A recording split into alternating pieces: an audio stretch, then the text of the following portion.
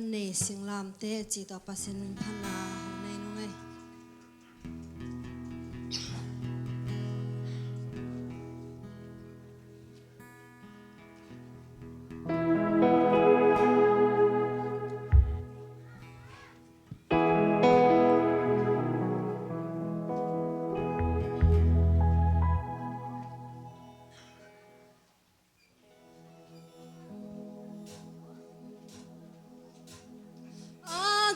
nó khiến sinh làm tê clip khắp bên sinh làm tê một lần này nắng lệ kỹ một lần này tê kỹ khai lùm na đi clip khắp mà ta sẽ lệ dây su to hông kỹ su khác chẳng in mình này chuối bên sinh làm tê